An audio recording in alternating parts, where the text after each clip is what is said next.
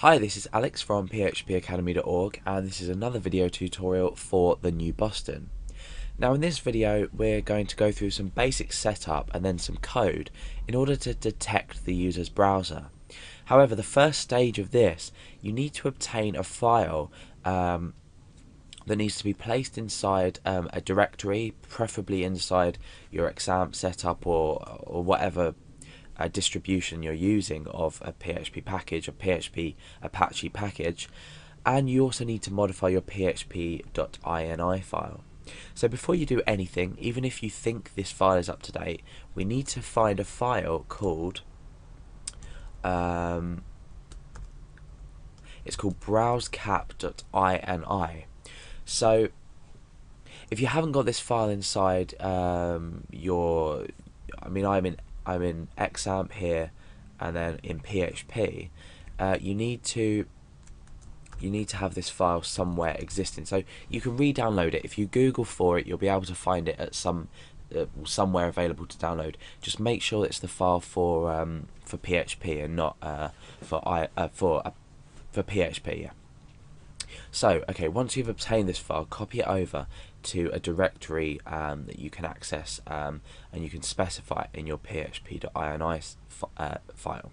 So once you've found this file, we go to php.ini. Let's find that down here. Okay, and we're going to open this.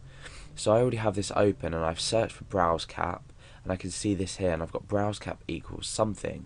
So here we're going to specify where this browsecap file is kept, and in my case it's c:\xampp, and then it's in PHP, and then we need to specify the file name itself. So once you've done this, you can go ahead and file, save.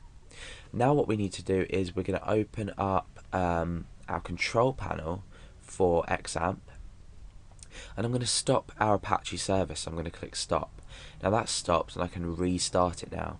So our php.ini settings have been initialized by our reset of this.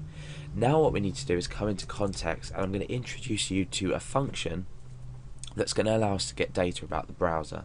So now, if you've correctly downloaded browsecap.ini, put it inside a directory and changed your php.ini to point to that file, this should work. If it doesn't work, then check you've done absolutely everything right and you've restarted Apache as well. So inside context, I'm going to create a new variable called browser, and this is going to be equal to a function getBrowser. Now this function takes two arguments. The first argument is the user agent, which we could obtain from the $_server HTTP user agent. However, we're not going to do that. We're just going to specify the value of null. Now the second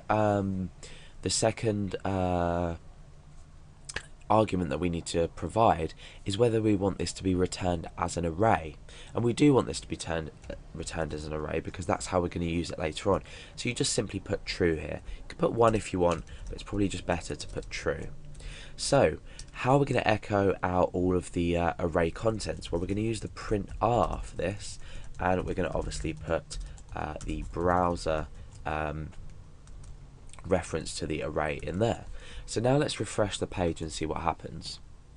Right, okay, so you can see that it's returned quite a few bits of information about my browser. Now you can see things like Chrome in here, Chrome 10, etc., as well as some other information.